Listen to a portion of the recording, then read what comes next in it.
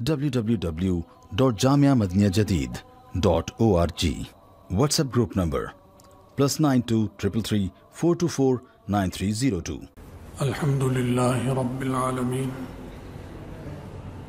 والصلاة والسلام على خیر خلقہ سیدنا و مولانا محمد وآلہ وصحبہ اجمعین، اما بعد۔ آپ حضرات سن رہے ہوں گے کہ مختلف جگہوں پر مختلف لوگ اپنے بارے میں بہت بڑے بڑے دعوے کرنے شروع ہو گئے ہیں۔ کوئی خود سے اپنے آپ کو قطب کہتا ہے، کوئی غوث کہہ رہا ہے، کوئی مجدد کہہ رہا ہے، اور حتیٰ کہ مہدی کہنے والے بھی بہت سے ہو گئے ہیں کہ میں مہدی ہوں۔ یہ تمام کے تمام اس قسم کے دعوے کرنے والے انسانی شکل میں شیاطین ہیں۔ حقیقت شیاطین الانس والجن قرآن پاک میں آتا ہے کہ انسانوں اور جنات میں جو شیاطین ہیں وہ فتنے پیدا کرتے ہیں۔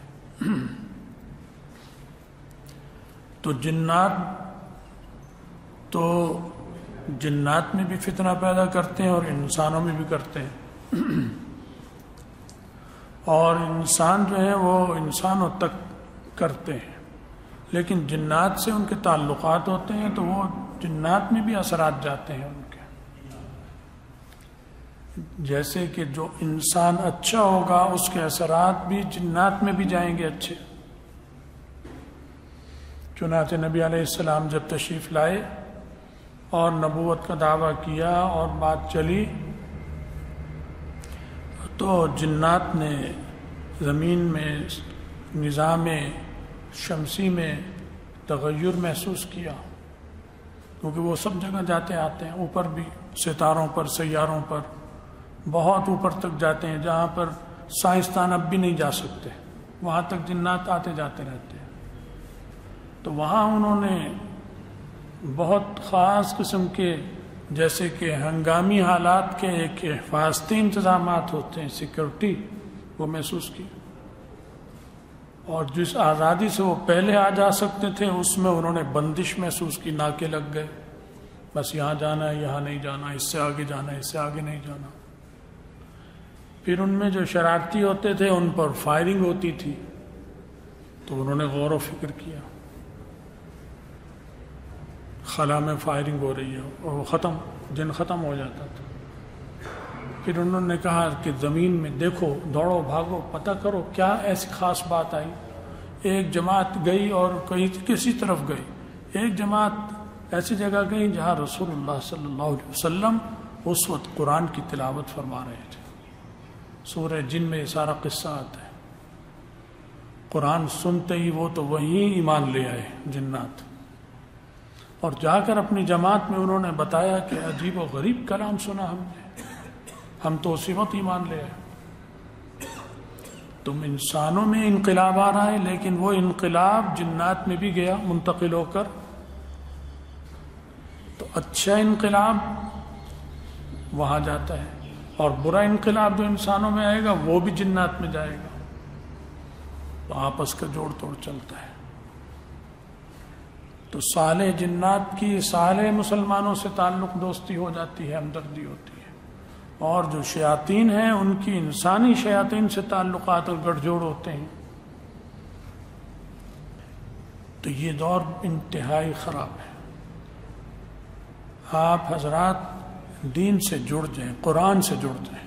اس کا سب سے واحد پختہ حل اور واحد حل یہ ہے کہ جو علماء قرآن سے جڑنے کا یہ مطلب تھوڑی ہے کہ قرآن کو الماری سے اٹھا کے سینے سے لگا لیں اور ڈوری بنا کے گلے میں لٹکائیں، آئیں جائیں قرآن ساتھ ہے، حرام حلال کی تمیز ہی نہ ہو، یہ مطلب نہیں ہے۔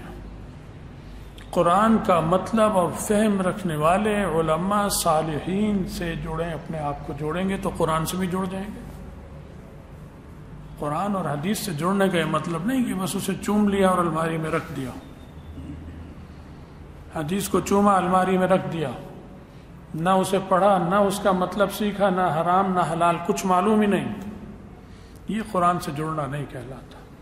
قرآن سے جڑنے کا مطلب کہ حاملین قرآن اور حدیث، جو قرآن اور حدیث جن لوگوں کے سینوں میں ہے اور اعمال ان کے اچھے ہیں، کیونکہ قرآن و حدیث کے اٹھانے والوں میں بھی شیاطین ہیں۔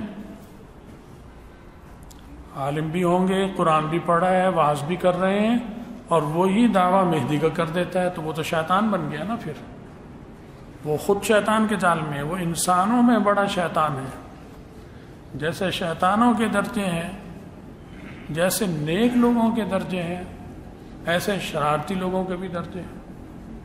تو وہ تو بڑا خطرناک قسم کا شیطان ہو گیا، وہ تو شیطانوں کا امام ہو گیا، قائد اور لیڈر ہو گیا۔ تو علماء میں ہی شیاطین کے لیڈر بھی ہوں گے، اور علماء میں ہی صالحین کے لیڈر بھی ہوں گے۔ یہ اب آپ کو اللہ سے مدد مانگنی ہوگی کہ اللہ مجھے ان لوگوں کے ساتھ جوڑ جو تیرے پسندیدہ صالح ہیں، دونوں دیکھنے میں اچھے نظر آ رہے ہیں، دونوں کے چہرے بھی چمک رہے ہیں، لباس بھی بڑا عمدہ ہے، اور تسبیح ہے، داڑھی ہے، نورانیت ہے، سب کچھ ٹپک رہی ہے۔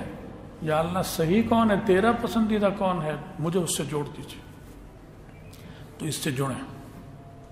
حضرت دادا جان رحمۃ اللہ علیہ کی جب وفات ہوئی ہندوستان میں، تو جو حضرت کو بعد میں تفصیلات آئیں، تو وفات سے کچھ پہلے وہ جو آیت بار بار تلاوت کر رہے تھے وہ یہی تھی، بھیک مانگ رہے تھے اللہ سے۔ حالانکہ اتنے بڑے عالم، 60-70 کتابوں کے مصنف، اور مایہ ناز کتابیں ہند بر صغیر کی، ایسی کتابیں کہ اگلے مورخ کو اس کتاب کو دیکھے بغیر تاریخ نہیں لکھ سکتا جو آنے والے بعد کے مورخ ہیں، لیکن بھیک مانگ رہے ہیں۔ فاطر السماوات والارض، یہ آیت پڑھ رہے تھے بار بار، اے آسمان زمین کے پیدا کرنے والے، انت ولی فی الدنیا والآخرہ، دنیا اور آخرت میں تو ہی میرا کارساز، تو ہی میرا ولی ہے۔ توفنی مسلمن، اے اللہ مجھے ایمان پر موت دے دیجیے، والحقنی بالصالحین، اے اللہ مجھے صالحین سے ملا دیجیے۔ بھیک مانگ رہا ہے، اتنا بڑا عالم ہے لیکن اللہ سے ڈر رہا ہے، جاتے وقت یہی آیت تلاوت کر رہے ہیں۔ تہجد کے وقت میں ایک فارسی کا شعر پڑھا کرتے تھے، دعا کرتے تھے اور شعر پڑھتے تھے، اور شعر یہ تھا کہ من نہ گویم کہ طاعتم بپذیر، اے اللہ میں تجھ سے یہ نہیں کہتا کہ تو میری نیکیوں کو قبول کر لے، میری تو نیکیاں بھی نیکی نہیں ہیں، تو بس یہ حال تھا کہ میں تجھ سے یہ نہیں کہتا کہ تو میری نیکیوں کو قبول کر لے، قلم میں عفو بر گناہم کش، بس میری یہ درخواست ہے کہ میرے گناہوں پر معافی کا قلم پھیر دے، بس یہ درخواست۔ یہ لوگ بڑے لوگ اس طرح ہوتے ہیں۔ تو اللہ سے مانگو مدد، سورہ کہف ہر جمعے کو پڑھیں، جو معمولات قرآن کے آئے ہیں روزانہ کے چھوٹے چھوٹے، وہ آپ کسی وقت پوچھ لیں، یہاں ہمارے پاس بھی پرچہ ہے وہ لے لیں، اس قرآن آیات قرآن صورتوں کو نمازوں کے آگے پیچھے روزانہ پڑھیں پابندی سے۔ بڑے خطرناک حالات آ رہے ہیں، در دھڑ مہدی پیدا ہو رہے ہیں۔ تو امام مہدی کی جو نشانیاں اتنی واضح ہیں کہ اگر آپ کے پاس علم ہو تو آپ اطمینان ہوگا، آپ کو پتہ ہوگا یہ جھوٹا ہے۔ مزید بات کا وقت نہیں ہے، وقت ہو چکا، اوپر ہو رہا ہے۔ بہرحال مختصر میں نے بات آپ کو بتائی ہے۔ اللہ آپ کے ہمارے سب کے ایمانوں کی حفاظت فرمائے، شیاطین کے شر سے ہمیں بچائے، ہمارا خاتمہ ایمان پر فرمائے، اور آخرت میں رسول اللہ صلی اللہ علیہ وسلم کی شفاعت اور ان کا ساتھ نصیب فرمائے۔ وآخر دعوانا الحمد للہ رب